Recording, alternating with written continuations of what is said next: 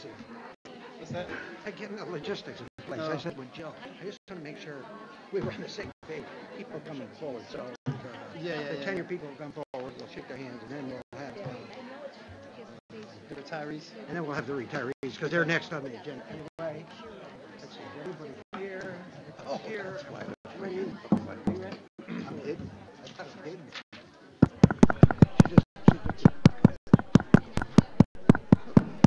We're on. Okay. Everybody ready? Yeah. Good evening. Welcome to the business meeting for the month of April for the Board of Education.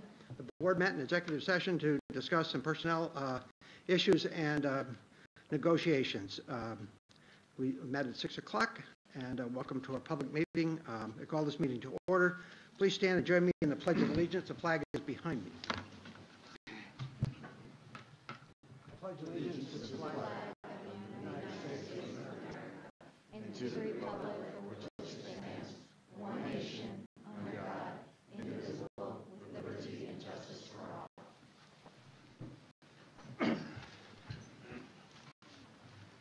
all. Thank you.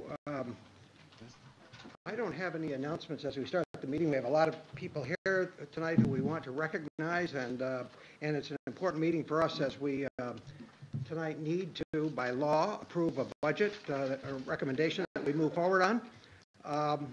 And I will, just one other comment. There is, at the bottom of the agenda, it talks about meetings coming up. There is an additional meeting a week from this Thursday night, April 19th.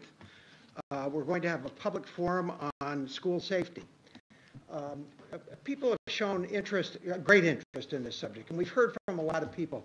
One of the difficulties we have sometimes in a meeting like this, and we'll have this later on where we ask for public comment, is we don't engage each other in that. We listen to comments, we get back to people.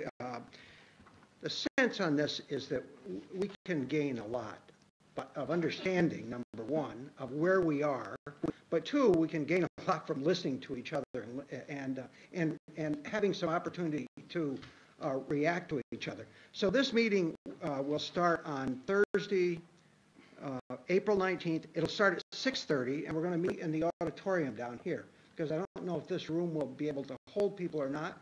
We'll hear from the superintendent as to where we are in the last several months and other things that have been going on. We've got some long-term plans as it relates to safety and security.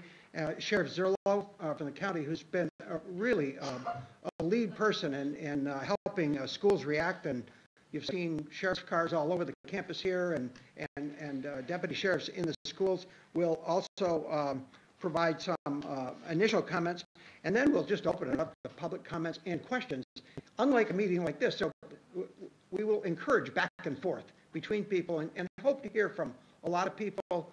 We won't leave that meeting with this is the rule that we're going to follow at Shen, and it's going to be all the way, and this is it, and you can take it to the bank. We're trying to collect information. There's a lot going on, and you'll hear about that night, and we'll publicize that.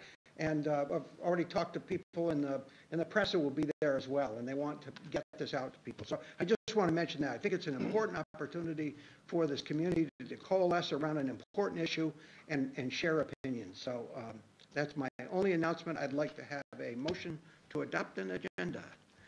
Christina, second. Naomi, all those in favor? Motion's adopted. We'll move forward with Board of Education comments. Naomi. You get to start. I should welcome, and Bagari is a student representative at the board table. She was nominated by people in the Student Senate. It's a third year in a row that we've had somebody at this table. It's another opportunity to provide some engagement with our students, and so welcome. Do you have any comments to share? Nothing. Okay. I'd like to start by noting my appreciation for the district addressing specific issues such as school safety, mental wellness, vaping, and the impact of too much screen time. These are all things that have been ongoing, but I wanted to talk about two events or two presentations that happened before the break on two equally troubling addictions. Those specifically are vaping and teenagers, screenagers. I'll keep it brief, but I really wanted to share some of what I learned from the two presentations. The first one, really well done. It was on vaping by Mr. LeBaire, Mrs. Lennon McMahon, and Mr. Agostinoni. This was well-researched presentation, which included what the district is currently doing to combat the problem in the high school.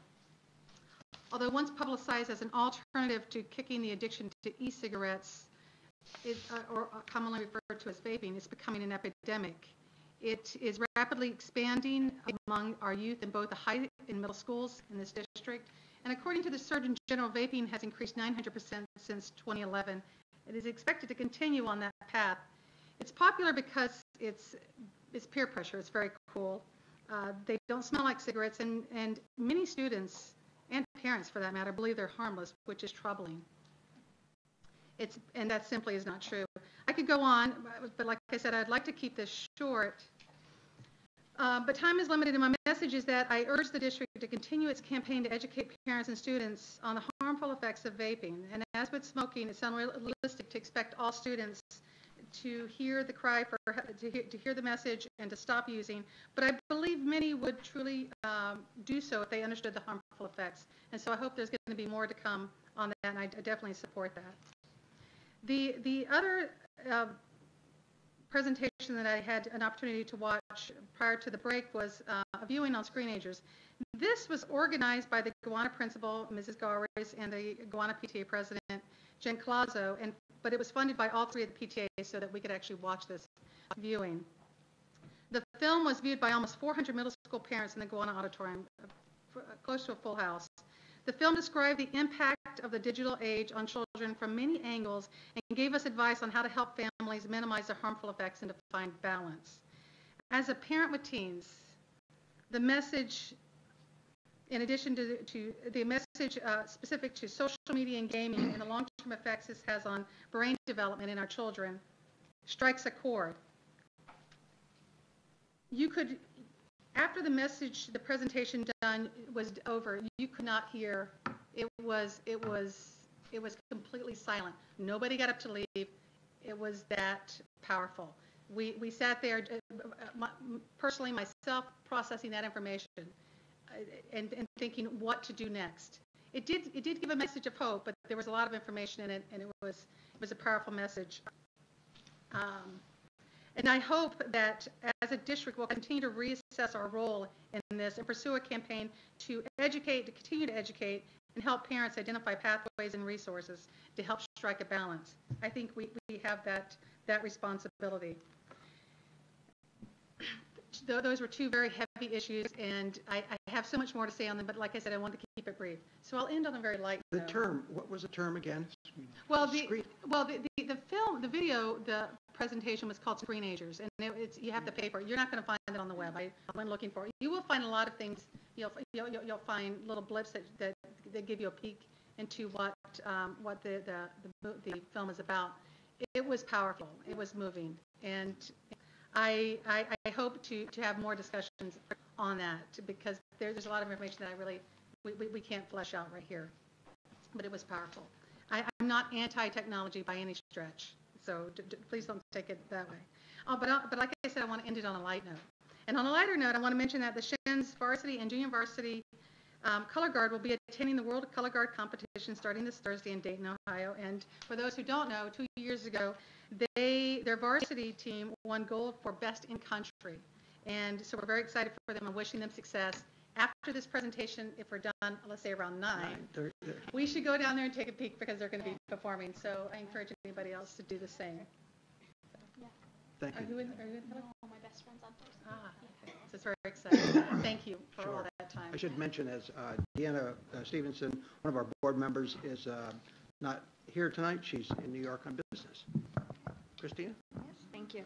I just wanted to add one comment to what Mrs. Huffman mentioned about the vaping. One of the things I think that as parents we're real naive to is that the vaping, everyone thinks it's, the vapes are all regard to nicotine or the cigarettes, but there's a lot going out there now too with liquid marijuana, that they use the vaping, cigarettes if you want, for liquid marijuana and other drugs. And a lot we're finding just through where I work, a lot of kids are getting involved with drugs through vaping. Also, they are laced, so we're seeing a lot of issues now in epidemics with overdosing that has to do with vaping. So just always being on the lookout when you see your kids, just having those conversations, I think are very important, because I know I can be a very naive parent at times. So just knowing that that is also the other dangerous aspects of vaping. So trying not to be on these heavy notes. I know we're being so heavy tonight. On a positive note, I want to congratulate Kelly DeFisciani and Becky Carmen for putting together with the Diversity Committee another great sensational, that was March 24th. Just great to see the incredible attendance from family with kids of all ages, all the different activities that they partook, whatever, can't even use the English language correctly, but how they participated in those activities, diversity from not only cultural diversity, but ethnic diversity, just you name it, diversity from all different types of clubs as well that were there, World of Difference clubs, LGBTQ clubs, things like that. So it was just really great to see that. And again, it just seems to grow every year, and I think we're outgrowing our space at High School West. So, but a great dilemma to have. Also, a couple of weeks ago, the newly formed Mental Health Wellness Committee had their initial meeting. Very positive to see the nice, diverse group of folks, from staff to parents to board members to students. Just really exciting to see, not only looking at what we're doing now at Shen to address mental health. And one thing I think people confuse when they hear of mental health, they think strictly of the term mental illness. And mental health, as we know, wellness involves physical health and mental health, and looking at the whole picture of our students and as well as our faculty and families. But looking at what we're doing, what's working well, what are some of the gaps, and what are other services that may be needed. So looking at how we can further support our students and staff with that, and more importantly, also how to overcome stigma, and just having more of a conversation. And that leads into tomorrow evening at 6:30 at the library. Cap Teens will be doing a real talk on mental health. I think that's really great to see our students getting involved with that in the community, hearing right from our students some of the things that they're seeing or their concerns that they may have, and just sharing some real life stories. So I hope people have a chance to get to that, and that's it for me tonight. Thank you. Bob? I'd like to speak about one thing, and that's what occurred in our district on the 19th of March. I would describe that as probably one of the more awkward, uncomfortable days, because we were facing a situation where we had verified a written threat, and working with the local law enforcement, we determined it was nothing beyond a threat. I think the district faced this challenge properly. There are several factors. The need to be transparent so that rumors are addressed with truth, conveying a desire that we cannot afford to hollow out a school year because of simple threats or a desire for convenience. At the same time, respecting individual desires taken by some folks. I want to personally commend district leadership and building leadership for what they did. This was a case of leadership. This was a fine example of leadership. This was well thought out, what needed to be done. It was extremely well communicated as families absorbed the messages that came through, SIS messages, and they thought through what was being said and what was conveyed to them. And it was well executed. Talking to my kids, it was very apparent that the building leadership was doing the right thing. High level of presence, high level of empathy and compassion for our students. At the same time, a high level of just going through and making sure this was a regular school day. And what we found out is on the 20th of March, it was a regular school day after that. And it's been a series of regular school days. And I want to commend people for that. As we approach discussions on school safety, as we're aware they're going to be coming about the next few weeks as we go through the budget process after that, it's very important that we understand the importance of just leadership of the people that make decisions every day in our schools and in our district. No matter how much you spend on hardware or buildings or systems, without leaders that understand what's going on, it's not going to work for you. I've seen that in my previous life, where people lacked the leadership and people suffered, everybody around them suffered accordingly. I've seen the converse, where very little resource but great leadership made a difference. And I think the leadership in the district held up to the highest standards we've seen. I'm sure they will continue that. their ability to know our students and care for them and be compassionate to them, the ability to understand the situations around them based on their professionalism and expertise, and their ability to take appropriate actions as needed. I think will continue to shine. And I think that needs to be conveyed in our debate the next few weeks as we talk about school safety. Thank you. Yeah, thanks. Gary? I spent the last weekend at the National School Boards Association gathering in San Antonio. And while there were a number of seminars that were particularly interesting and some topics that worthy of exploration, there was a lot of networking and so forth that went on. And some of the topics that have already been advanced were some of the topics that seem to be on people's minds. The whole issue of diversity. We are not a particularly diverse district. There are other districts that are quite diverse. In my personal opinion, it's unfortunate that we are not more diverse, because our students are deprived of an opportunity to live in the real world, shall we say. That is, the general population is much more diverse than we experience on our campus. So the question is, one, how do you become more diverse? And two, how do you help those people who have situations that put them at a disadvantage rather than the kinds of advantages we have?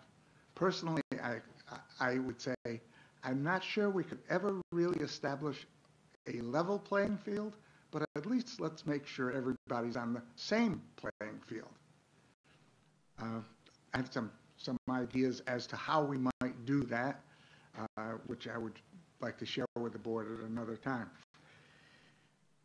One of the main ideas that, one of the main seminars that I attended happened to be from a school district that is outside Cleveland, Ohio. It was at one time an affluent school district. It is now, after some odd 15 or 20 years later, characterized as being a poor urban district. And they decided to focus on vocational awareness, career opportunities, and so forth, and implemented a program that focused on it from grades 4 all the way up. And they developed a collaborative relationship with businesses, larger employers in the area, institutions of higher learning, workforce development agencies, chambers of commerce, and so forth and so on. And they developed a model that has attracted more and more school districts into this. One of the people, one of the groups that they worked with was a software development agency or firm. And they developed some software that allowed the various participants to post jobs, to indicate what level of participation they were willing to commit themselves to as far as the school district was concerned. Would they send in speakers? Would they allow visitation in their work site? Would they have unpaid and paid internships as the kids progressed up through the years? And they followed them on. It was like a 10-year program. They invested heavily in guidance counselors so that from grade 4 all the way up, each student saw their guidance counselor at least twice a year to establish what they were interested in, discuss how they got to where they wanted to go, and of course kept track of how this evolved, which it obviously would over the course of time, and actually did a very good job so that it's a very successful and growing program. I thought there were some rich ideas there. One other thing that I discussed had to do with addressing this social emotional thing. And anything we can do in that area is going to be beneficial to everyone. Certainly the individual who has issues, if they can be resolved, makes them capable of learning and developing as they should. There's less disruption in the opportunities of other people as a consequence of maybe they're acting out or acting inappropriately. And it actually has a safety component. I happen to be talking to one of our local superintendents of school, a fairly large suburban district, but demographically substantially different than ours.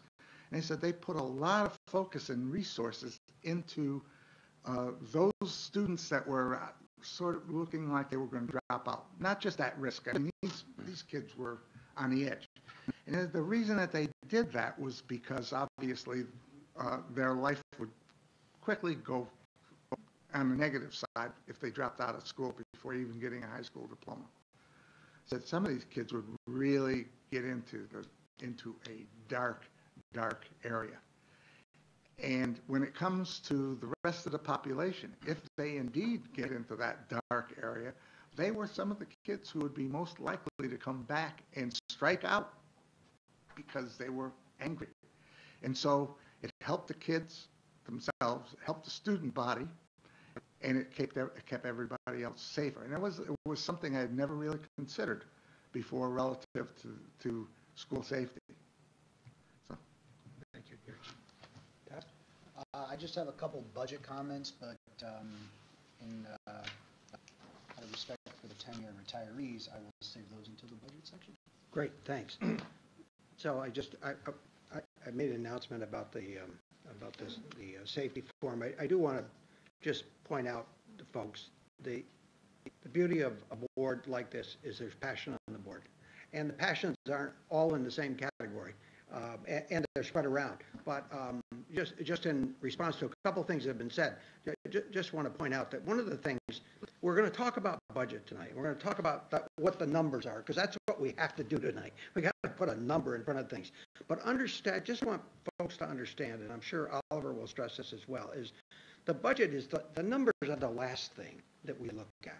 What we look at, setting goals, and then how do we follow through on those goals. So as it relates to student engagement, a clear goal, engagement word over and over again, and staff engagement as well.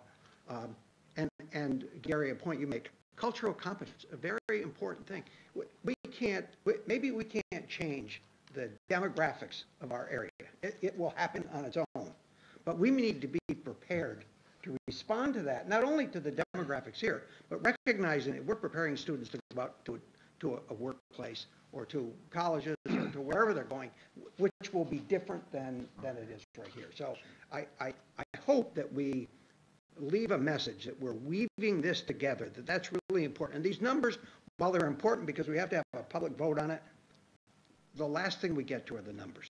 We look at the goals and hope that we engage the public, our students and staff and parents. As Bob pointed out, I think the success of a lot of what happened on that day was that people were engaged right up front in that. And even if the message was scary, they were engaged, and there was a common message that went out. So at any rate, we have a lot on the table tonight to discuss. We want to recognize the number of people going forward. I don't know if this is a little bit Megan like the baton, right? So we're gonna do some approval of tenure recommendations, and then we're going to recognize people going out the door in terms of in terms of the resignation. We can't let the two talk to each other. That's the only thing.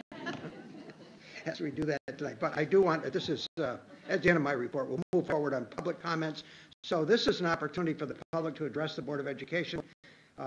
If anyone would like to address us, there is a comment form at the back, and we use the microphone up here. The board will not address specific comments, but ask for your name and address in the event follow-up is necessary. The board reminds residents that the public comment portion of our meeting is only one item on a long agenda. We therefore ask each speaker to be succinct as possible, keep the remarks limited to 2 to 3 minutes. We'd also expect that residents would speak in a respectful and courteous manner so as to model proper civility and decorum for our students, and we promise to do the same. Residents may also contact the board via email at boe@shena.org. All questions come into the Office of Public Information Officer, are shared with the board and or superintendent. Policy questions and concerns are typically answered by the board president. Operational questions and concerns are typically addressed by the superintendent and or designee. So I would invite anyone who would like to speak at this point. Our students. Our students. Do we have students here? Yes. I saw that shining face back there. Thank you. We always hear from our students first. Hi, everyone. I'm Maddie Smith from SFA Senate, for those who don't know me. Just to quick reiterate what we've done this past couple weeks, we had our dodgeball tournament in the high school, which was very successful. We had some contradictions leading up to it because of loss of interest in this past couple of years, but we pulled through and we made a balance upwards of $2,000, which was great for the SFA Senate. And as we look forward, we're trying to incorporate a Respect Day for the arts is what we're looking forward to now. As we have a lot of different things that relate to sports, we love to look at the artistic values of our musicians and our artists as well. So we're selling t-shirts. They're $8 and they can be purchased. And then we're going to have a talent show, a pre-screening, and it'll be a small fee to get in. And so we can just show what talent we have at our school. And as well as we look forward to a possible walkout in the near future. April 20th, some of our senators are leading this. It's not associated directly, but we do have correlation. We are looking for a mental health booth, different voter registrations, as well as gun violence and gun safety booths to just talk about it so our students can become more comfortable and feel a little bit more safe in our school. As well as we invited local and federal politicians, which we are waiting back to hear from them so we can see our interest leading up. And it'll be at 1 o'clock. Since our last meeting I went to, we kind of tried to decide on a time and just we're throwing around ideas. So 1 o'clock, and then it will go towards the end of the day. And then we were talking about the public forum in the meeting that we could all attend as well. So this, Maddie, this is a coordinated effort on a Friday afternoon, starting at 1 o'clock. Yeah. And so it's okay. So it's a few of our students have kind of took the leap in. The last meeting I went to, there was about 40 students, and we're just trying to spread the word to let everybody know so we can get more information out there. Good luck. Thank you. Thank you. Thank you. And we'll invite any, and I know Megan is on the way So up. we have some residents still before now. Yeah, Megan's going to speak as a resident, I think. Or if anybody else would like to speak? Right here. You would?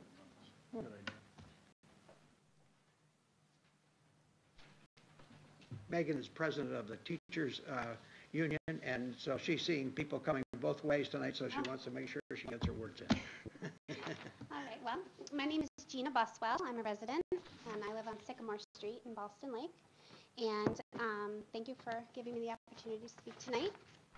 My husband and I have a daughter at Django who is thriving. We're truly having a wonderfully positive experience there with incredibly talented teachers and staff. We also have a preschool son who will follow in her footsteps in about a year onto Django. And we know the quality of the education that they are and my son will receive at Shen.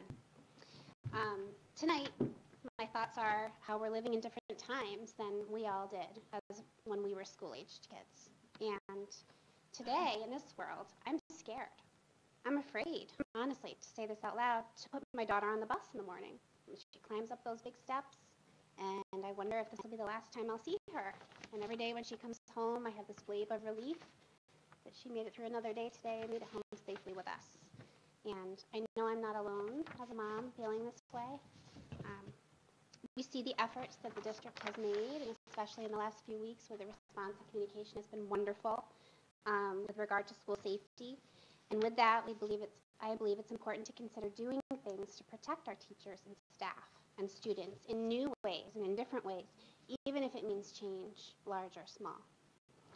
I fully support the continued evolution of school security in all of our buildings, and I'm hopeful that new initiatives will be strong and multifaceted, innovative, proactive, and ongoing. Thank you for all that you do. Also, thank you for hosting the upcoming forum on the 19th. I'm looking forward to attending. And also, congratulations to the tenured teachers and retirees. Thank you, Gina. Thank you.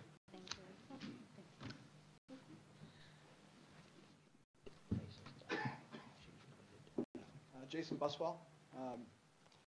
I just wanted to follow up with what my wife said. I'm also grateful my child is attending Shen.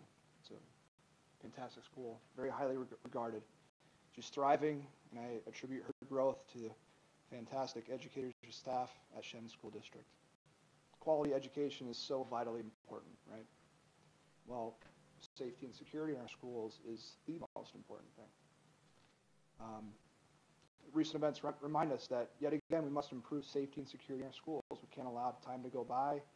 We can't forget. We can't lose momentum. It's a tough task.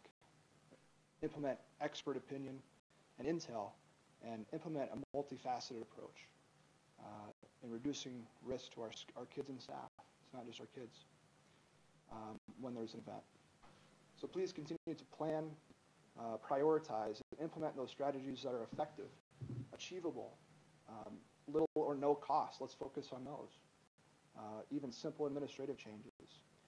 Because, those recommendations for improving security that are complex, hard to implement, difficult, costly, and to fund and maintain, though they should be pursued, I feel, perhaps they get set at a lower priority, funded in phases, and shouldn't distract from making changes today that will incrementally improve safety and security in our schools.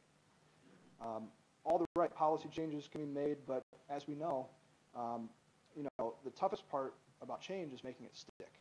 So leaders must ensure educators and staff are performing changes consistently. And please don't fall back on old habits. Our schools are so important to all of us. Safety in our schools must be top priority. I want to thank teachers, staff, administrators, and the board for all their hard work and dedication. And thank you for all you do each day. Thank you. Thank you very much. Megan, Megan, you're on. I should say, as Megan's coming up, I said to a woman who spoke last month on safety and security, we're on the same page. We're on the same page. Know that next week, but know it now as well. And things, opportunities that we see, bringing together, you mentioned intel, bringing people in who are experts, who can tell us best practice at other places. We don't have the total amount of knowledge we need. That there other people have tried different things, and so we're looking at everything's on the table as far as we're concerned. And we want to talk about, as we will next week, about resources that we make available. But there is a lot that deals with attitude, and as Bob pointed out, if there's not leadership, it doesn't matter. It needs to be there. So thank you for your comments, Megan. Thank you. Good evening. As Mr. Casey said, my name is Megan De La Rosa, and I'm the president of the Shenendehowa Teachers Association. I'm very pleased to be here this evening, and I want to thank the members of the Board of Education for extending me the opportunity to publicly recognize some of our exceptional staff members in the audience this evening. Tonight's meeting includes the acknowledgement of several Shen staff members. Among the honorees, we have two distinct groups of STA members being recognized. While both groups are exhibiting some very wide smiles, they're smiling for very different reasons. At one end of this professional spectrum, we have our prospective STA retirees who have dedicated much, and in some cases, all of their professional careers to our Shen students, families, and colleagues. We have some retirees who've spent 21, 24, 25, 29, even 32 years at Shen. Or collectively speaking, we have 306 years of Shen experience leaving us this June. At the other end of the professional spectrum, we have our tenure recipients who've only been with us a short time comparatively speaking, about 47 years or 2 careers worth. You folks have some catching up to do. But in all seriousness, experience abounds from our distinguished STA colleagues being acknowledged this evening. Among our prospective retirees and our tenure recipients, we have many folks who came to us with varying and previous experiences in other districts, in other fields, and of course in life. Our students and our staff have benefited and will continue to benefit from the influence of your experience. Dedication is another common thread that connects our two groups of STA colleagues. Collectively, they have dedicated an immeasurable amount of their time serving our students and our professional community in many different capacities. Among our retirees and our tenure recipients, we have so many individuals who have extended their work beyond their classrooms and offices, having served as club and activity advisors, committee members, event chaperones, STA leaders, role models, mentors, surrogate parents, and friends. Mahatma Gandhi said the best way to find yourself is to lose yourself in the service of others. Tonight, I am very grateful for the opportunity to publicly honor my colleagues who make the choice to lose themselves in the service of others on a daily basis. To our colleagues who are on the brink of retirement, whether you're a member of the STA or working alongside us, on behalf of all of the members of the Shenendehowa Teachers Association, we thank you for your countless hours of dedication to our district, our students, and our organization. Your contributions based on your professional and your life experiences cannot be measured nor replaced. We truly and sincerely wish each and every one of you all of the best in your upcoming retirement. And to our tenure recipients, on behalf of your colleagues in the STA, we thank you for all that you have already contributed to our district, our students, and our organization. We are so excited to have you firmly established as members of our professional community here at Shen, and we look forward to continuing our work together for many years to come. We wish each of you our most heartfelt congratulations. Thank you. Thank you. Thank you. So you've created this crescendo, Megan, that we need to move right. We'll suspend the superintendent's report until after we'll handle these two large personnel items that we have. Jill, if you want to come forward, we'll do the tenure recommendations first. And I know this is information, but we want to have, at the end of this, we want to have a motion to approve these tenure recommendations as opposed to waiting to further in the meeting. Thank you. And Megan, thank you for expressing many of the sentiments that we have. I spoke with Megan earlier this afternoon, and we did verify the 306 years of experience for the STA. We also have 620 years of experience in our support staff that will be retiring and recognized later on this evening. First, it's my honor to recommend 14 of our talented teachers for tenure. Tenure is a milestone. It's one of the first milestones in Shenendehowa, and it's a collaborative effort between the teacher, the administrator, the students, and even the parents to bring us to this point.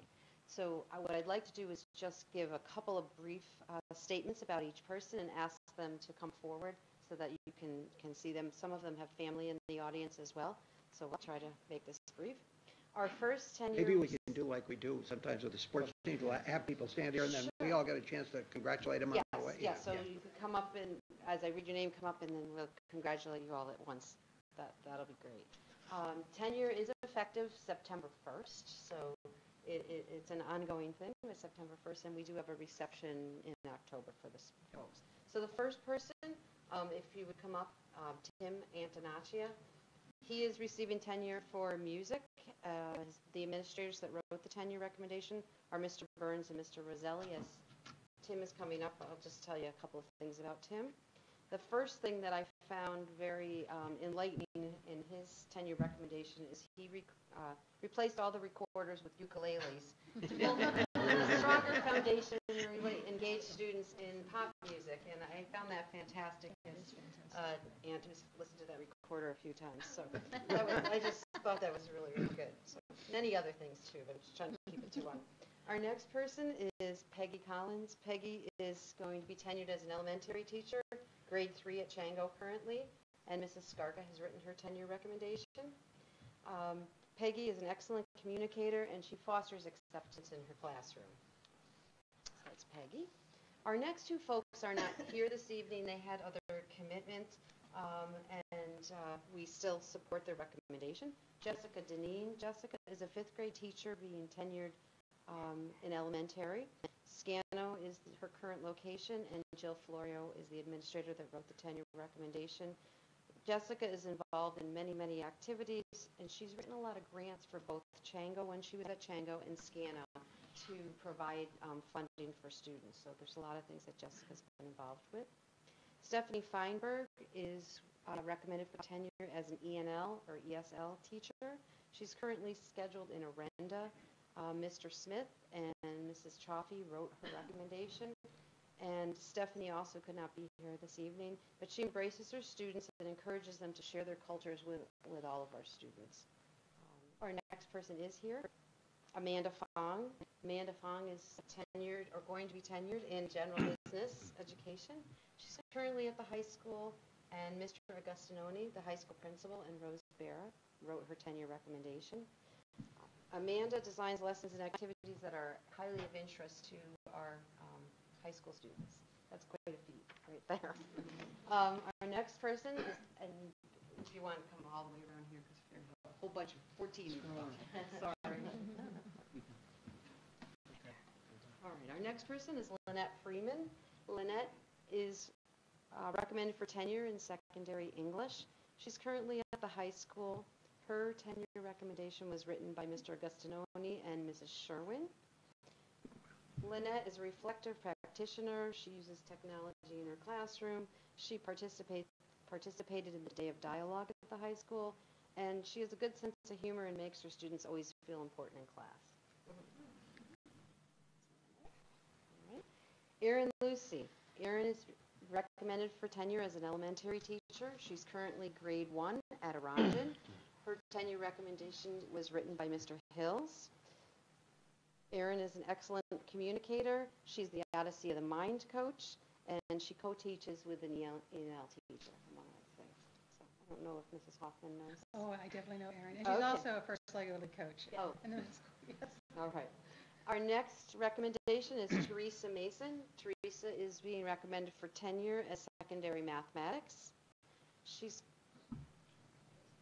oh, sure, sorry. That's okay. Teresa is currently at High School West. Her tenure recommendation was written by Mr. Agustinoni and Mrs. Peverly. Teresa is constantly using technology to enrich her classrooms. She's reflective, she's part of the homework club, and she's one of the leaders in the Chromebook implementation as it moves to the high school. Alyssa Murphy. Alyssa Murphy is recommended for tenure as a secondary social studies teacher. She's currently at High School West. She's also taught at the middle schools. Mr. Agustinoni and Mrs. Kissinger wrote her recommendation. She's professional. She participates in many things, including Freshman Give Back Day, the mentor program at Gowanna, and there was a real long list, but we'd be here a long time, so can stay right there. Okay. Carrie Olson. Carrie Olson is being recommended for tenure, special education. She's currently at Acadia. Her recommendation was written by Mrs. Mylod, Mr. Burns, and Mrs. Johnson. It's 3 people it took to write that. One of the things that I found outstanding about Carrie is that she had students that had medically fragile in her class, and she went above and beyond to do some research of not only how to work with them as a special education teacher, but also to understand what the best things would be to have them in their classroom. So, Amy Spears. Amy is being recommended for tenure as an elementary teacher. She's currently grade 5 at Octay. Her tenure was written by Mrs. Mickle. She's a master facilitator of classroom discussions. Quite interesting in 5th grade, I'm sure. She's a member of the STEM club, student council, the drama club, and she's always looking to continuously improve. Jean Vandekar. Jean Vandekar is being tenured as an elementary teacher. She's currently in an AIS position at Orangen. Her tenure was written by Mr. Hills. Jean has a student-centered classroom. She's actively involved, and if you ever go into Jean's classroom, there's not any wall space except for where the fire person tells us it has to be. Our next person, Jim Verhagen. Jim is being recommended for tenure as a technology teacher, still listed as industrial arts with the state, but technology. He's currently at Gowanna. His tenure recommendation was written by Robin Gories and Rose Barra. Jim is collaborative, he has strong technology skills, and he is a very, his adherence to safety is exemplar. So it's important in technology. And last but certainly not least at this point, Kelly Way, recommended for tenure in special education. She's currently at Acadia. Her tenure was written by Michelle Mylod, Mr. Burns, and Ms. Johnson. Kelly helps students celebrate their successes at all time, and she teaches students how to be self-advocates.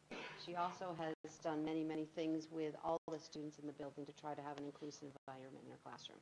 So these That's are a the recommendation. 10 recommendations. Well, thank you. I do want to point out, Jill gives us a little synopsis here. We received a book with tenure recommendations and great detail. And it is really encouraging to us as board members to read through and see all the things that you have quickly gotten into and the unique skills you bring. So it is always, this is one of the most pleasurable things that we do. So I'd ask for a motion from the board to accept these. Naomi, a second.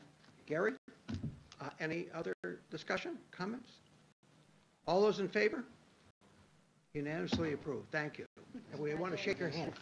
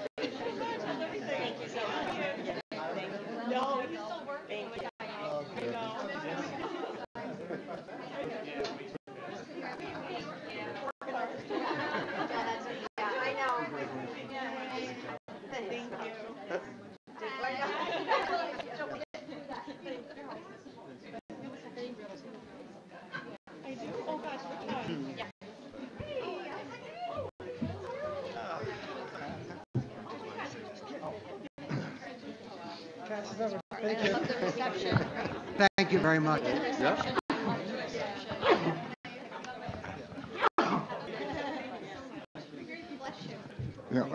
Every once in a while, not because they're any better than anybody else, but because of a long-standing connection.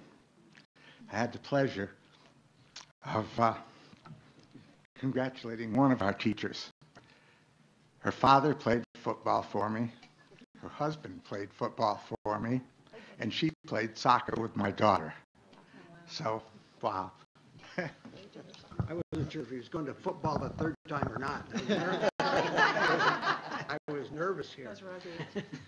So we'll move on to the other end of the spectrum, right? Yeah. So again, I thank the board for having the opportunity to recognize some of our retirees.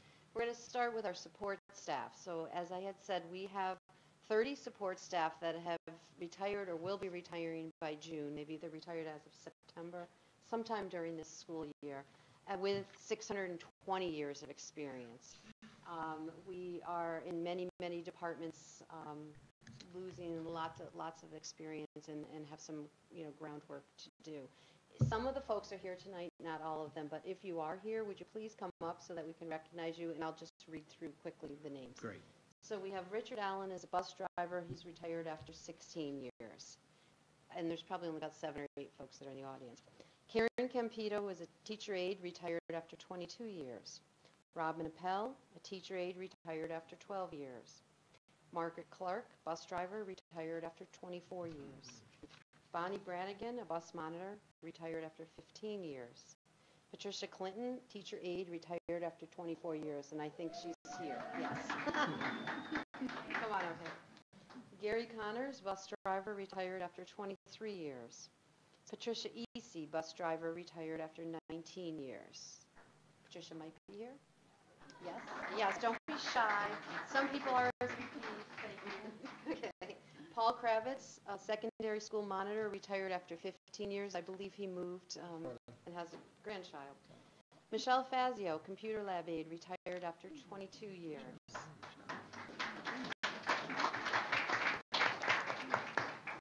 Dave Dalpy, cleaner, retired after 31 years.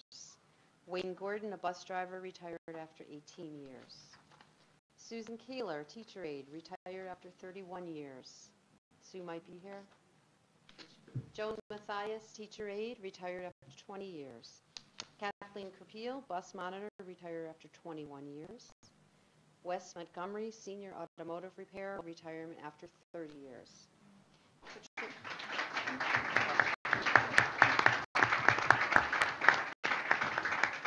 Pat Quam, teacher aide, retirement after 24 years.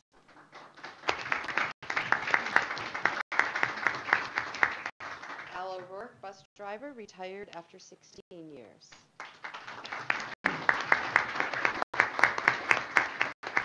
Jody Patna, teacher aide. It says retired after 2 years, so I'm thinking she worked somewhere else before that. If we get to retire after 2 years. Gloria Rosenthal, bus driver trainer, retired after 38 years.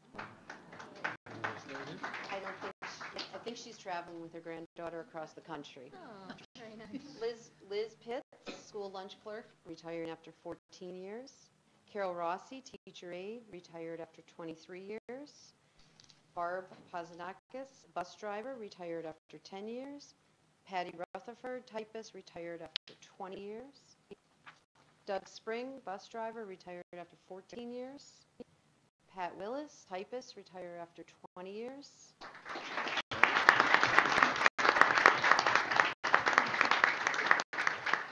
Barbara Timpanero, account clerk typist in our finance office, retirement after 26 years.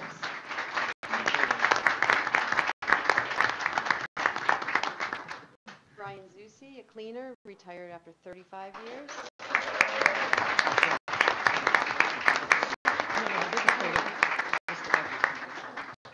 And Jay Tortolot, who is not here, he's retired after 35 years as our Director of Operations. So these are our support staff retirees for this evening. Well, congratulations.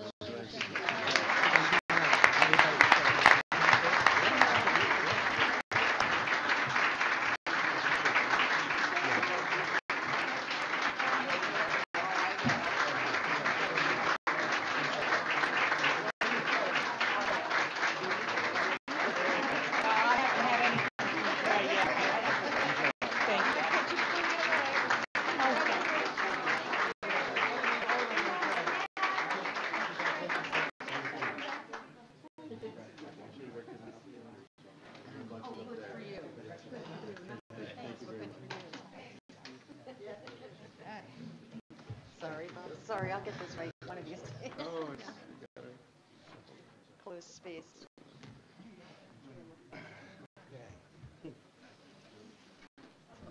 So you get a certificate Thank you. afterwards, huh? Yes, I'll do that.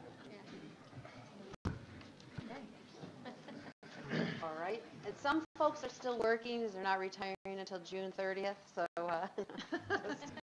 just saying. All right. We have 14 teachers who are going to be retiring as of June 30th as well. We already said there was 306 years of experience.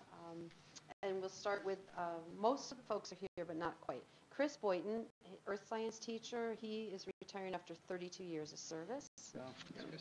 I didn't see him, no. Diane DeLuca is retiring after 13 years of service. She's currently at Shattercon. Deb Dixon. Deb is a grade 1 teacher at Arenda. Is Deb here? She's here. She's here. Okay. I saw her on the way in. Deb is retiring after 9 years.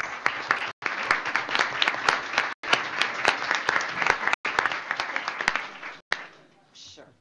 Sorry. Excuse me. Diana Henningsen is a special education teacher at CODA. She's retiring after 32 years. Deb LeClaire, art teacher, Shattucon after 19 years. Deb Lido, speech at Aranjan. Deb is here. 29 years.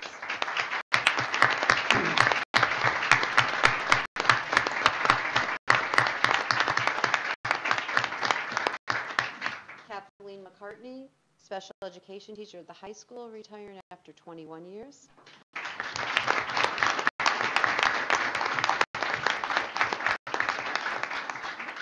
Jane Morrow, currently grade 5 at Aranjan, retiring after 32 years.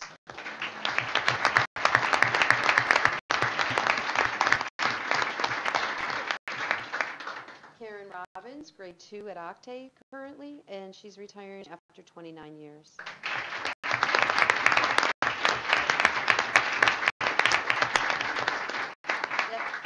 Deb Rossi, special education, currently at Chango, retiring after 14 years with us.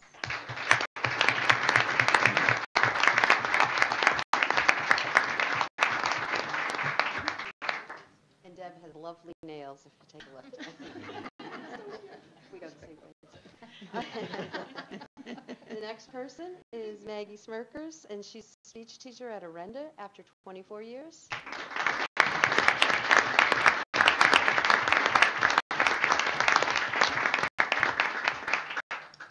Thomas, retiring from technology, currently at Acadia after 11 years with our district. He's currently at robotics, a robotics meeting this evening. He's not here.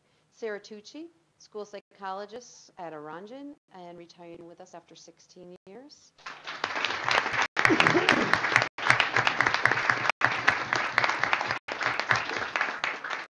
Lisa Weller, grade 4 Octay, retiring after 25 years.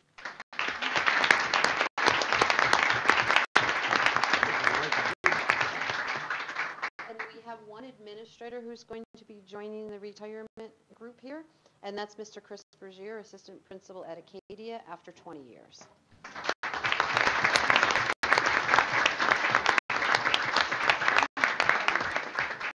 We don't have a motion on this, so we can just. Yeah, they've already accepted, so congratulations. Thanks, Bill.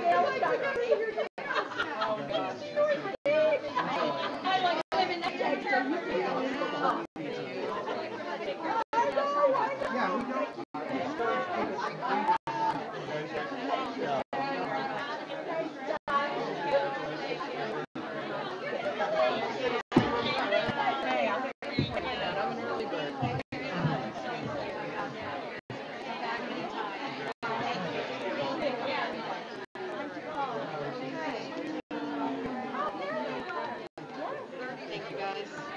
Thank you. I'm sorry.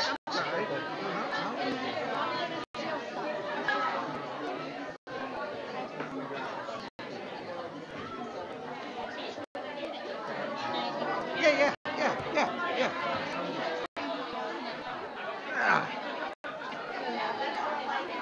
Oh, boy.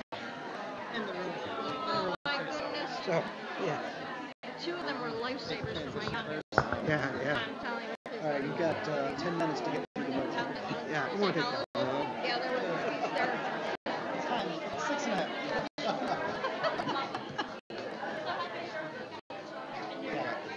Yeah.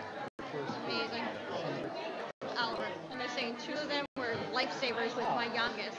One with the school psychologist, was a speech therapist with his learning disabilities. They got him where he needed to be. I'm telling you. So.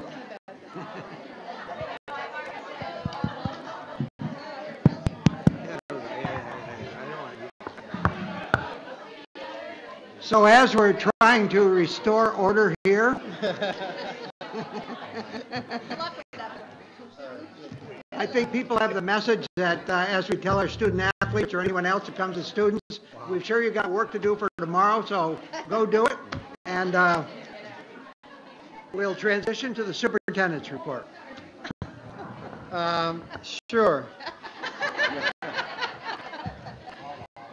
Well, just a couple of things before we go into the presentation. More so certainly for the board. As I look in the audience, we have a lot of faculty member. But Kelly, can you come forward for a second?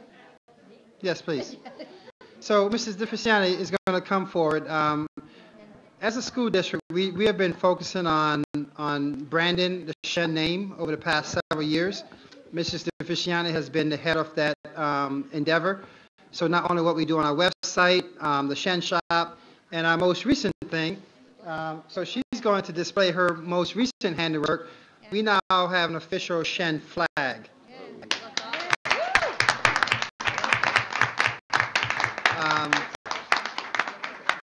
And so not only did I need her to hold it, but I wanted to give credit where credit is due.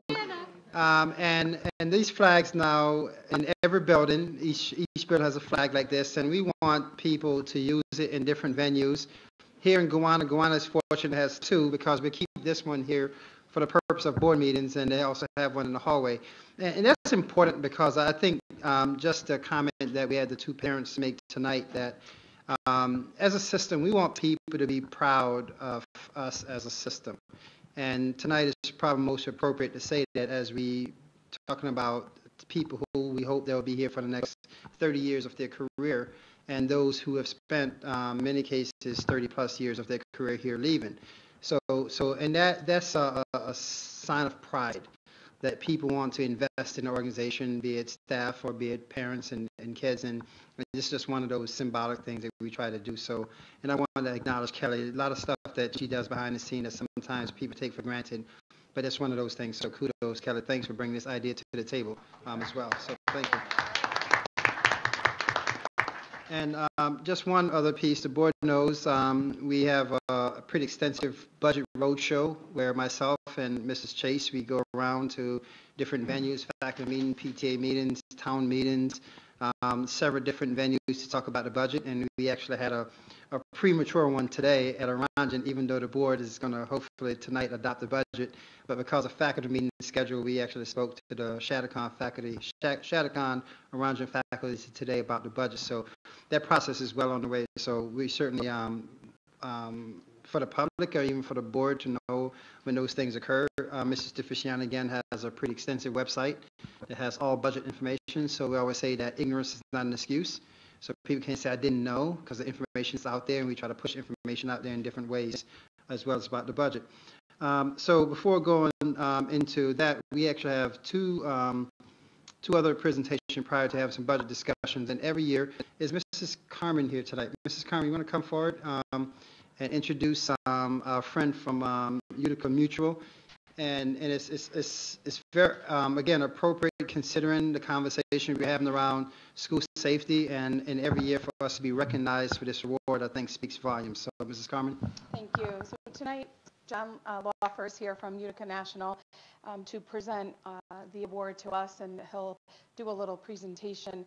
But just to give you a little bit of a very brief overview, each year we go through various checkpoints throughout the district that Utica National asks you to look at to help mitigate risk. And so from A to Z, we look at various safety issues, concerns, playground, classroom protocols, our policies, our procedures that we have. And going through that, we submit certain documentation to show that we have proof to show that we're trying to mitigate risk. And, we have certain precautionary measures in place. And then they evaluate the information and determine what award we will be getting. So he's here tonight to talk about that award. We have received the award already, and it's already actually hanging in the district office. So. Where's the plaque? John Loffer from Utica. Hello. It's great to be here again at Shenendehowa. I've spent over 30 years doing loss control and safety work, primarily in the insurance industry. My dad, too, was a safety engineer, primarily in the automotive manufacturing industry, so I more or less followed in his footsteps. We used to talk about how things are getting healthier in many businesses and in many industries. In body shop paint rooms, these used to be large rooms half as big as the library here and stored all sorts of flammable paints and chemicals. Now the rooms are about the size of an average bedroom and have small cans of paints and chemicals, much of which is water-based. In machine shops, the machine guarding and noise levels were dramatically worse years ago. Now, safety guards are in place in machines, and work environments are designed to be safer and quieter. In the trucking industry, there have been dramatic changes and improvements to truck design, including seat belts and airbags. Most industries find themselves dealing with fewer and less serious exposures, but unfortunately, not so much in public schools. Think back to the environment many of us learned in: the school building, the schoolyard, and the classroom. When I was in grade school, I used to walk home for lunch each day all by myself. And now, we're teaching with exterior doors locked and secured, and with individual classroom doors locked. We're training bus drivers to handle fights and other violent incidents in school buses. We're training custodians to notice suspicious packages left in the building. We're training food service staff to identify products that have been tampered with.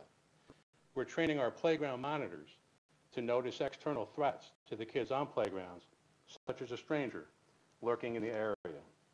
We're training classroom staff in how to handle lockdowns, lockouts, shelter in place, hold in place, and building evacuations. And sadly, we're training our children what to do if an armed intruder enters the building. And through it all, we continue to educate the children. Shenendehowa manages almost 10,000 students from 9 area towns with an 86 square mile footprint. There are 12 main buildings with more than 1 million square feet of building space, 357 acres of grounds, and 52 playing fields. There are approximately 200 school buses on the road daily, staffed by 250 highly trained transportation professionals driving over 2 million miles a year. The graduation rate at Shenendehowa has risen to 92% from 86% 5 years ago. It is now 5 points higher than the state average. The buildings continuously receive fewer safety violations than most schools in New York State. The DOT rating, the safety and fitness rating for the school buses, continues to be excellent. So not only are you doing it, but you're doing it well, and with staff and student safety in the forefront of all decisions. Utica National recognizes our proactive and dedicated schools annually at our affinity group meetings, which are held each spring. We once again asked our schools to complete a lengthy questionnaire over 200 areas of concern and provide support documentation in a wide variety of areas, including school bus safety, playground safety, emergency management, student travel, sexual harassment, and building safety and security. Once again, Shenendehowa has received our highest level of award recognition, our Titanium Award. The overall score received by Shenendehowa is in the top 3% of schools and BOCES across the state. The dedication shown by the administration and the staff throughout the district is a wonderful thing to witness and to be a part of. On behalf of John Fenaroli and the team of insurance experts at One Group Insurance Agency and all of us at Utica National, it's my honor to present you with this year's School Safety Excellence Award.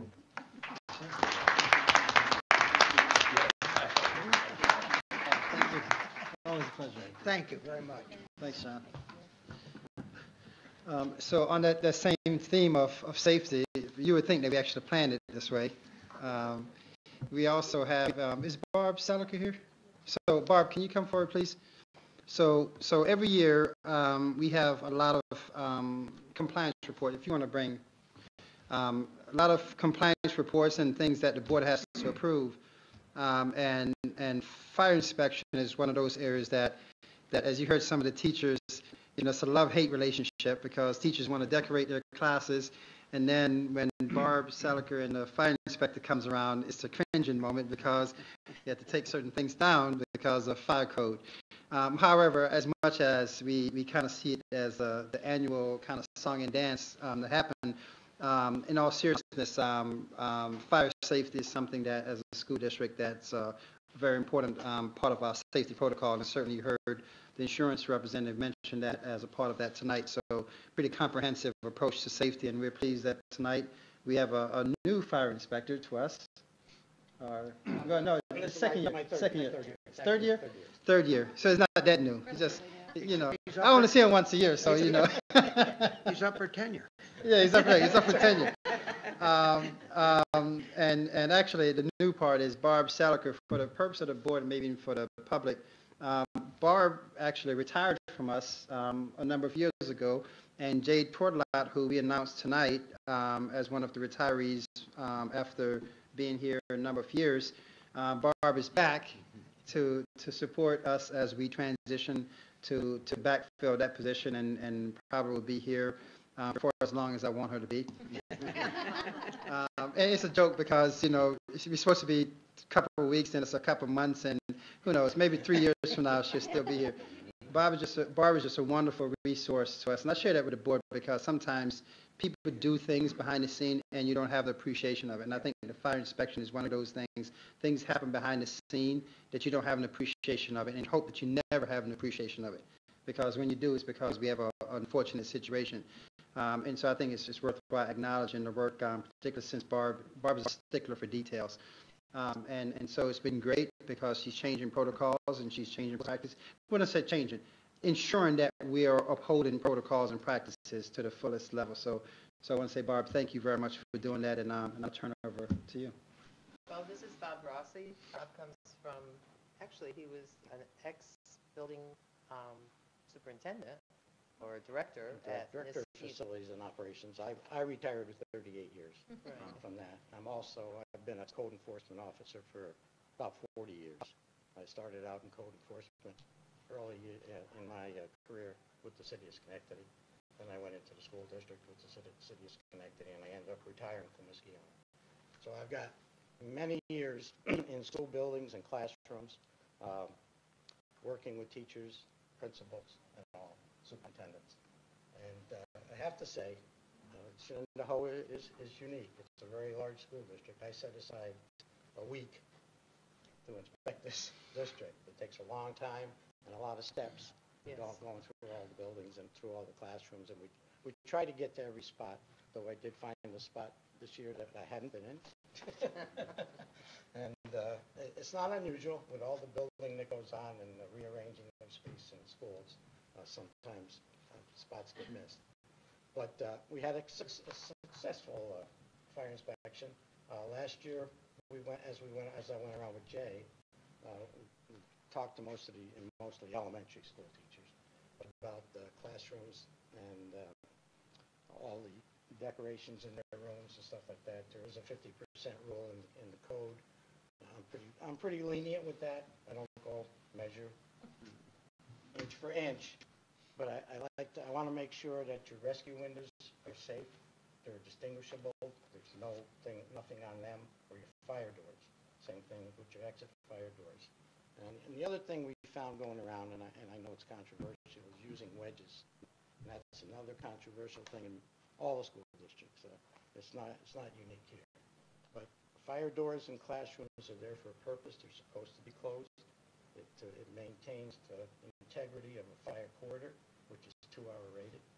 And if those classroom doors close, it prohibits smoke or fire of getting into classrooms, and it gives the staff and students a chance to get out of their room, whether it be a rescue room or an emergency door.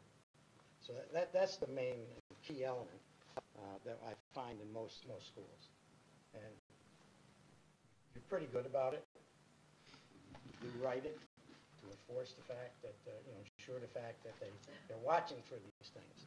So as the principals go around or Barb's staff goes around, that if they see something, they say, listen, we got written up on rescue windows being blocked, doors being wedged open when they're not supposed to be. And I know doors today in classrooms now, they're looking to have them closed and locked. So that helps me from a fire prevention way. But other than that, the school is in very good condition. And, comment to Barb's staff and to Jay when he was here. And I know Barb many years also. We worked together a lot through BOCES. The one thing, though, is now we are doing monthly inspections. We say we, your staff? My staff, they will be doing monthly inspections, and the inspections will go to the principals every month. Whether there's a violation or there isn't a violation, they're going to get a copy of it so they have it on record, and that no one will be blindsided that they were, these are the things we're looking for. So I think that'll work out well. Thank you, Barb. Well, it's certainly one of the things that we talk about when we talk about safety and security. We talk about hardware and all kinds of things. We talk about protocols, following the protocol, right, Bob? And so this doing this on a monthly basis, I think, just is a good reminder of that and just reinforcement that we need. So thank you very much. Thanks, Bob. Thank you. So for the board's purposes, you'll be acting on the approval of the acceptance of the report later on the agenda. Want me to continue? Sure. So we have, I guess, sort of combined two presentations. For the board's purposes, we have the budget presentation and also just an update on the state budget. And I won't indulge you. This is just this is a summary of the state budget, and like most, other than the Shen's budget, most budget, the devil's always in the detail. We talk about the details so many times here that sometimes become redundant, certainly for the board.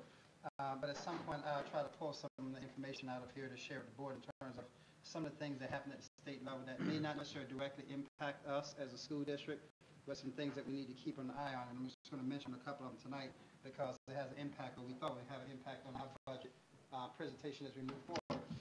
So I won't necessarily go through every slide because we've seen this 4 times now, but certainly for public indulgement, hit certain key pieces. As Mr. Casey spoke about, the budget process to us is an opportunity for us to assess what we believe our school system should be doing. And in this case, every year we have a theme, and the theme drive the budget, it drive our actions throughout the year, and the themes are always connected and related to each other year after year. Personalization in terms of how do we ensure that experience for kids, one that's addressing their unique needs as much as we can effectively do so. Innovative, we want to create environments where kids are being innovative, where kids are stretching their cognitive horizon, and creativity is one of those things, again, that we want to be able to assess a kid's progress in multiple ways, and not just one size fit all in terms of how we assess kids' progress. So again, I won't go through every slide, but there's some details on what's coming up. Tonight, the board will be asked to adopt the proposed budget, as well as the bus resolution. We have 3 seats on the Board of Education. 2 of those seats carry 3-year terms and 1 carry a 2-year term. And it's kind of an awkward piece because the board will be asked tonight to approve the budget. However, by law, the budget hearing is always after the board adoption of the budget. The budget hearing is on May 8th, which we are probably going through more details for the public as well. And then the budget vote date is on May 15th down the hall here in the Guana Gym. So there's some background. I'm just going to skip through some of the slide, but the district goals and mission drive everything that we do. Everything that we do as an organization comes back to that. And we always say, my job is pretty easy because everything is attached to this. If it's not related to supporting one of these things, why are we doing it? We have to ask ourselves a question because our vision and mission is pretty broad and comprehensive, and so it should give us ample room to do most things, if not all the things that we desire. So these things drive the budget. Mr. Casey pointed out, and it was mentioned a couple of nights, the whole notion of cultural competence. How do we create an environment? Mr. Delano mentioned, how do we create an environment that drives and focuses on those things as we move forward? A lot of factors impact the budget, everything from the tax cap to how do we add value. So the budget is, yes, we have mandated requirements that we have to address, but most pieces is what's the value we're adding to the school experience as a result of the budget process. The value piece, again, I just want to highlight a couple of things. We think about value, we think about academic capacity, we think about everything, what's the class size, what's the composition of class sizes. So sometimes people get caught up in number. Is it 25 kids in the class versus 13 kids in the class? Well, it depends on the composition of the class may dictate the number. So we think about those things all the time. What types of supports that we put in place to support kids? And academic rigor is something that we don't necessarily apologize for. We want our kids to be exposed to a wide variety of experiences and a wide variety of challenges that challenge them to be better individual, better students. And cost effectiveness drives a lot of the budget process. So you hear about some of the things that we do tonight. Leveraging technology drives a lot of our budget process in terms of how do we use where technology is to be much more efficient as we move forward. These are just some of the questions that translate from our mission. So we have this mission statement, but how does that turn into action? And so these are questions that we ask and answer as we go through the process, not only the budget process, but as we go through our goals development process. What are the things that we're doing that have an impact? I'm going to skip over this slide in a second here because it's going to come manifest in some details. Every year we start looking on the cost effectiveness side, and you heard tonight we're talking about repurposing. Tonight you heard the 14 retirees.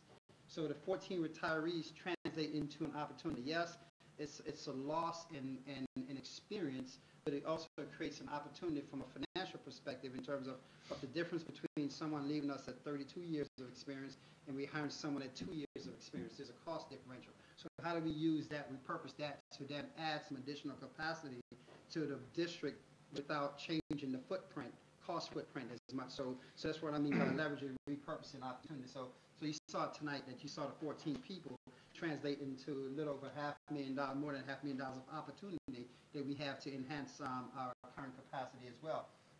And we have some other things that we have looked at. we should be careful to look at a budget. We just don't simply say, because we did it last year, we're going to do it again. We look at it and say, we did it last year. Is it effective? Is it worthwhile doing it again? If not, what else can we do? How can we change it? How can we make some cost adjustments? So we have about $600,000 in repurposing funds that we're looking to do some things different. Everything from debt service to transportation to even looking at unemployment claims. So we look at all areas of the budget to see, are there opportunities for us to change costs, squeeze costs, to do something else. Because at the end of the day, that's our objective. We don't apologize for the fact that we're always trying to figure out how do we provide better, more opportunities for our kids to thrive and be successful. So that's where the repurposing piece comes into the equation all the time as we move forward. So when we start thinking about that on the back side of that, so this is where we save some costs. Another side of then, how do we use those funds to enhance the quality of programs that we're looking to do? Enrollment is always going to be a piece for Shen. We're a school district that even when we're flat overall, we have pockets of growth in the system, and that's an always interesting piece. Most school districts across the country are actually seeing decline in enrollment. We're always flat, if not growing. And so our big concern right now are the bubbles of kids in the middle school, particularly in the high school level. The high school will have the greatest capacity next year than I would say probably the last 15, 20 years in terms of 4 consecutive grade level of large classes. So subsequently looking at the class size implication, particularly in the core areas, become a big area for us. So math, English, science is where we look at those core areas where we know those classes are the meat and bone, the meat and potatoes, if you will, of what kids need to one, graduate from high school, 2, to be successful thereafter. So we're looking to add some FTEs, as you see here. These are full-time equivalent. So partial pieces that we either piggyback on existing partial pieces and do some other things with. So you kind of see the big piece of it. The innovative piece of it, the board heard a presentation on. We're doing two new courses, computer application course, and I forgot the last one.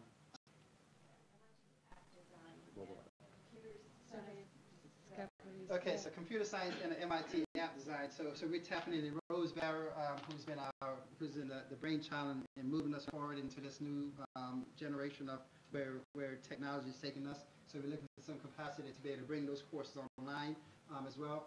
Equity following needs is a big important piece. It's always been a standard for the district. I speak for the past 13 years. Where the needs are, we want to have services follow those needs. And it's always a balance. This doesn't necessarily translate of always taken away from someplace. If we have an opportunity to add capacity across the board, we'd like to do so as well. So academic intervention services is a big part of that. Extended day K is a big part of the elementary level. Special education services across the spectrum, K-12 is a big part of it. E&L services, English as a new language is a big part of it because we have a growing population. Looking at a piece of it. Also, then, how do we look at the mental health piece? We've been, for the past several years, we've been every year investing more and more in different ways in mental health. Several years ago, we started the High School East Wellness Center, and now I think they've changed it to the Student Center. I think the name may have shifted over the past year. And so this next year, we're looking to do something very similar at High School West. So there's a complementary piece.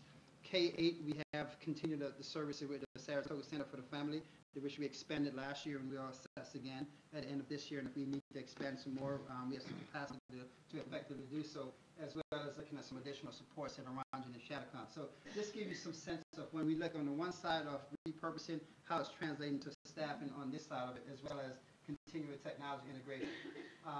So again, I want to go through all the pieces for you, but one piece I want to point out here, which is a little bit different take that we're taking on the innovative, creative side. So one of the things that we're not going to be so arrogant to think that we have a lock on every good idea.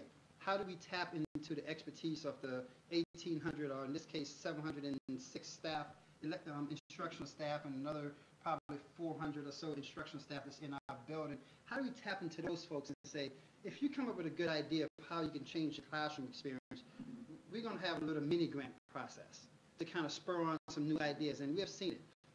This position here, for example, the technology integration one at the middle school came from one of our middle school teachers, Vanessa Kramer, who came and presented to the board a year ago. We thought, wow, we like what she's doing. How can we scale that out?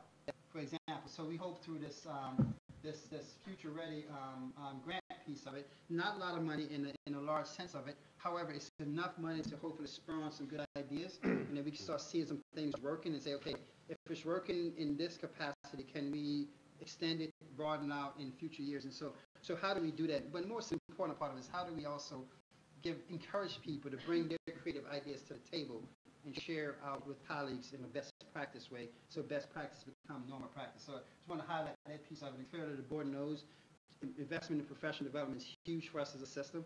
We want our people to be well trained. We want our people to be in tune with new and emerging practices. And so this is a big part on the support side of the house to invest in our support staff folks. And so we're pretty excited about this. We saw at Superintendent's Conference Day, and those 7 board members were present. In one auditorium, we had 700 plus teachers. In another auditorium, we had almost 500 plus support staff. So in one day, we had literally almost 1,300 of our employees going through pretty extensive training, and which is, when you think about that, that's pretty impressive in its own right. So that's where that translates to all the time as we move forward. Just going to skip over a little bit. On the other side of it, we know that there are always huge mandated costs. We are people intensive. We hire people to do the job. Yes, we use technology to aid people, but we hire people to do the job. And so salary and benefits drive a lot of what we do as a budget. And so we look at some of the big costs, mandated cost pieces. Pension cost is a big part of it. Retirement cost is a big part of it. And so when we look at those kind of things, even though you see TRS rates teacher retirement system rates are being adjusted slightly, employee retirement rates are being adjusted down. But out of this, you see still an increase because you have more people working. So therefore, those costs are being adjusted as well. On the other side of it, the big piece we always watch very closely. We understand the importance of health and healthcare. We also know the rising costs of healthcare, particular health insurance and prescription drugs. So we're always trying to figure out how we can manage that. How do we provide a quality plan without, quite frankly, exorbitant costs? And so we work very well with our respective unions through negotiations to always try to figure out what's the best plan in terms of the best bang for the bucks. And kudos to Mrs. Wetmore Chase and some of her work.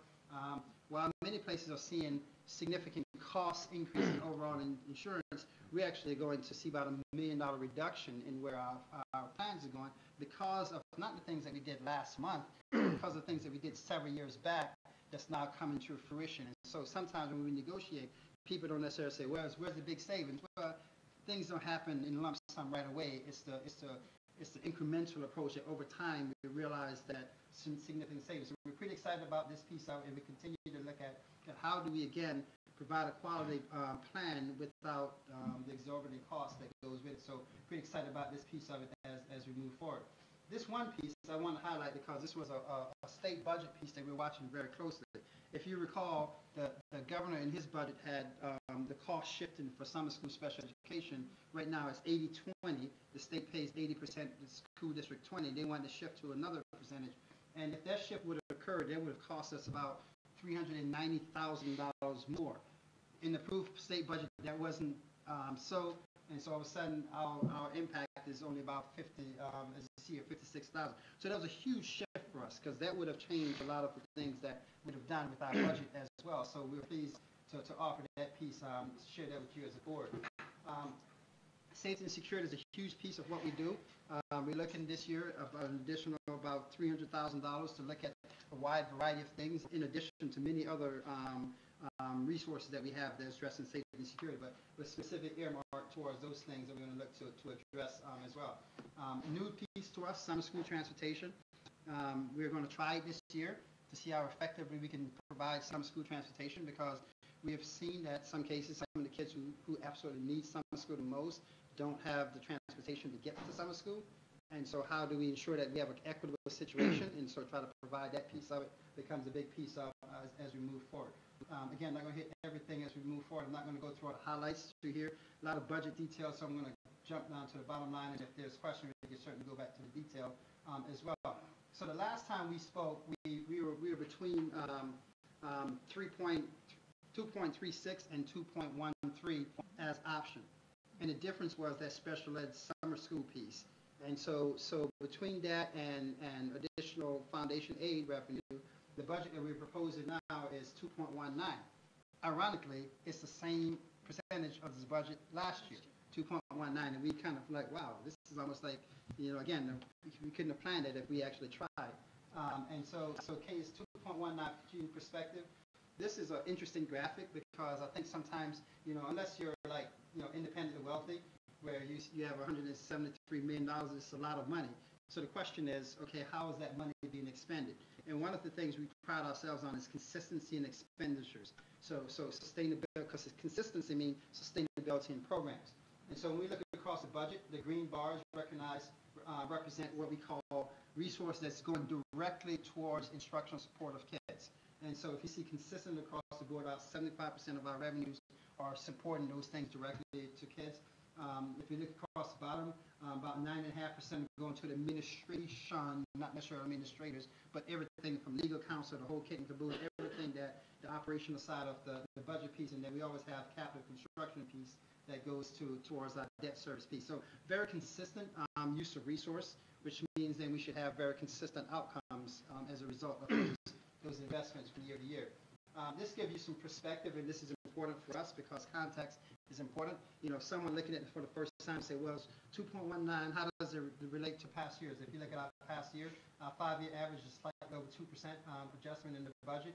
As you see, identical for the last year before that's 2.1. So we try to find that sweet spot because that sweet spot is also consistent with where the tax cap has been over the years. And so we want to get into a point where we can, okay, we know our financial capacity, and so subsequently we can be much more strategic about what do we invest in because we know what's come down the road, and so we can actually do some long-term planning with our budget sequence as we move forward. So this is a good graphic for that. One piece I want to point out here is the tax cap. So our tax cap is 2.97.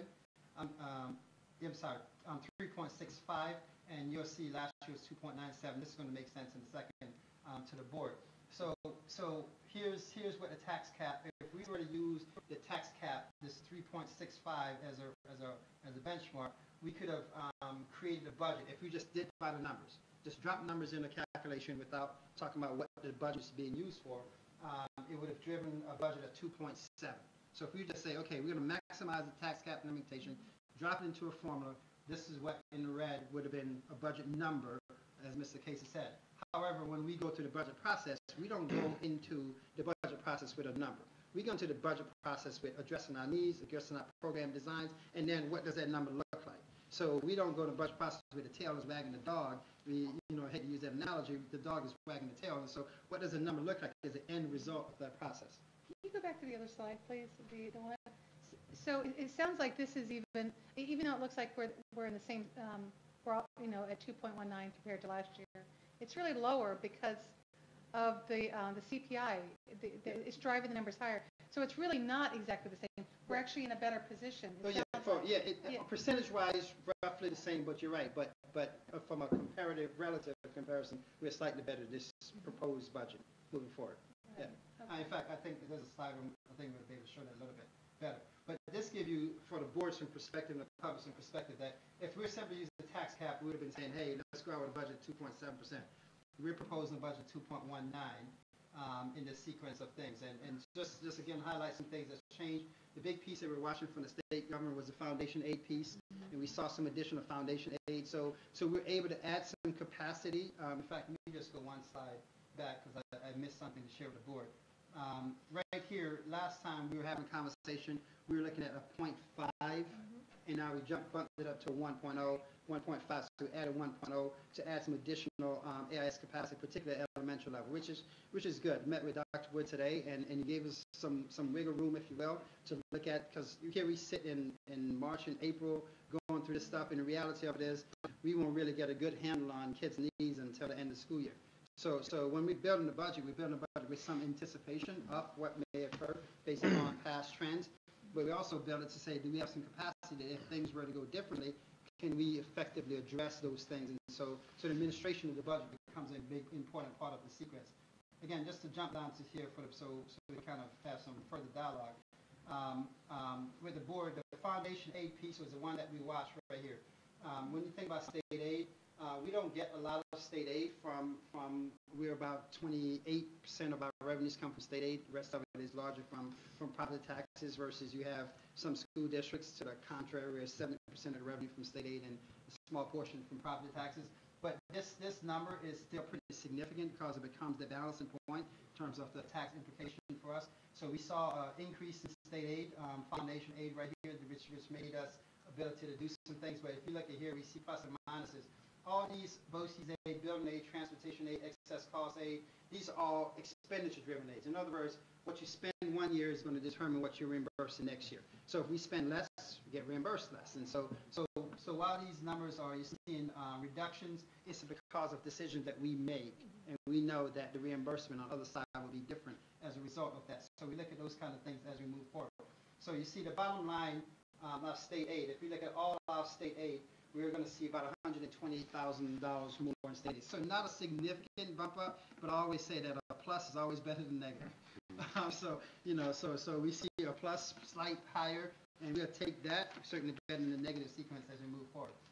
So when you put that all in the hopper, the state aid piece of it, we're looking at generating about $122 million in property taxes after the end of the day.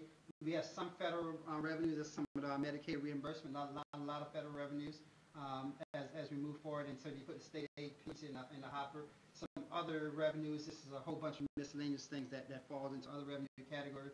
Very minimal. This is probably the most dismal part of the budget process, that even this day and age, people talk about stock market returns, investment for schools is absolutely just non-existent. So even though we have all this money that we invest in, because we only invest certain things as a school district. So at the end of the day, this slide kind of puts it all together. Right now, when we look at our budget sequence, this is last year, so to speak, even though we're living in the year now versus next year's budget. We're looking at a 2.19% budget. Tax cap, if we were to maximize the tax cap, was between 3.65, and our budget is going to generate a tax levy of 2.92. So when you see the difference between what the tax cap allowed us to do, the $122 million in versus what our budget is going to drive us to do, the $121 million, it's about $869,000. So we're below the tax cap by that amount, or percentage, 7.73% difference. And so that's become an important part, because people are always saying that, are you below the cap, above the cap? We're below the cap by that amount of money. And so you saw last year we were below the cap by 0.87%. So we're in the ballpark, but again, very comparable from year to year. And so while this number, 2.92, is important because it's a comparative number, the number that I think that people often ask, well, what does that translate to my taxes? And so we do this, every year we do this, try to have a consistent comparison.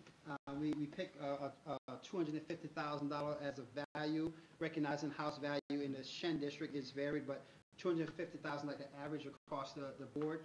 And so we look at that and say, okay, for an average house with a $250,000 assessed value, they may, and I say may, this is actually more in a worst case scenario, see about a $54 increase in their property taxes. The reason why I say may, because last year we had this number and it was about a similar percentage, and the tax impacts, some people saw a reduction in taxes, particularly in the town of Clifton Park, very slight, in the town of Half Moon, very slight. So this kind of gives some sense of a worst case scenario, if you will, of where, okay, we're going to generate this budget of $173 million with a tax levy impact of 2.92.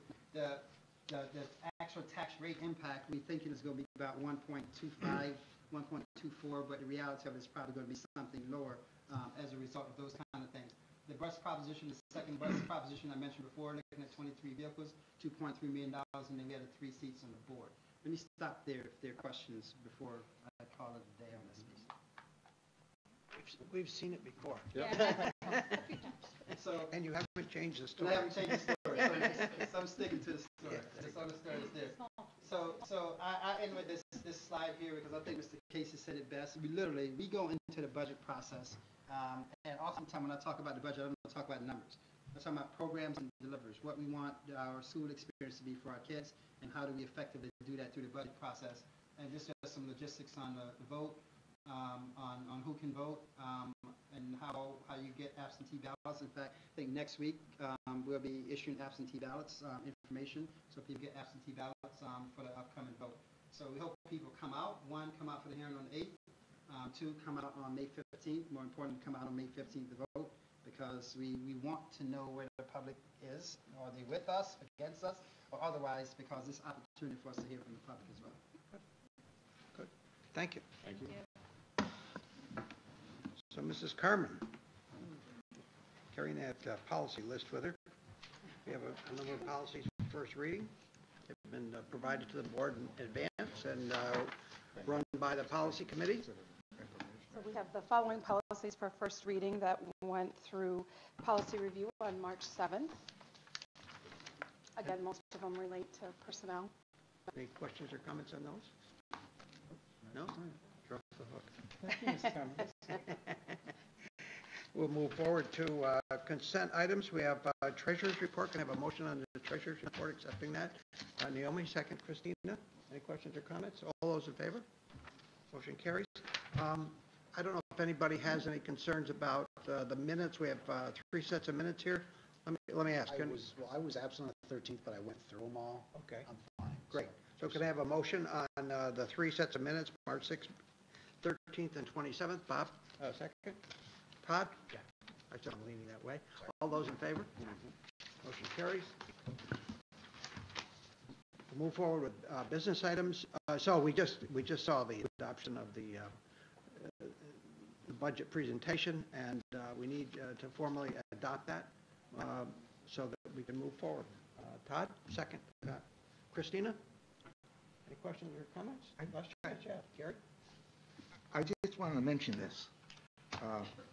You know, we hear people talk about school choice, vouchers, charter schools, and so forth and so on.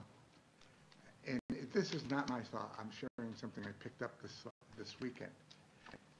In reality, charter schools and many private schools are unchoice choices. That is, public schools, program-wise and opportunities, have far more to offer the kids than do the private schools, even good ones. You don't have, oftentimes they don't have the arts, they don't have, you know, music being one of the arts, but music and art. They don't have the best laboratories. They don't have options like AP courses in the variety of clubs and so forth that we have, along with the diversity of offerings as far as courses are concerned. So if you want to talk about school choice, send your kid to a public school. And that's what we're supporting here. That's a choice we're getting. Okay. Thank you, Gary. This is actually, we have formal language that was in our packet of budget resolution. Just want to point that out. All those in favor? Motion carries. The budget recommendation is adopted for next year. And then we have a annual property tax report card that we have to do. That's included in our packet. It goes to the controller's office. Can I have a motion on that? Bob, second. Naomi, any questions or comments? All those in favor? Motion carries. We have an appointment of external auditor. This has been a process that we've been through to select a new firm for a 5-year contract, which we do every 5 years at least, and you try to get, we have a recommendation to continue with the firm that we've been using and been very happy with. I have a motion to adopt that. Bob, second. Naomi, any questions or comments? All those in favor? I just wanted to add that the process is extensive. It started back in December, where they actually they started with an RFP that had been used in the past. They updated it. We after that it went out to bid. And we received 4 or 5 firms back. We met 2 or 3 times to vet that before we applied our rubric to value, as you can see in the packet. So it was an extensive process. I feel very comfortable with the recommendation that Mrs. Whitmore Chase is making. That's great. Thank you. All those in favor? Motion carries. Move forward with the bids. Item number 4, drilled water wells and healthcare supplies. Can I have a motion on that? Todd, second. Christina, all those in favor? Motion carries. We move forward with contract with our architecture firm, Mosaic Associates. We have a lot of work going on here. with bond issues and with the Smart Schools program.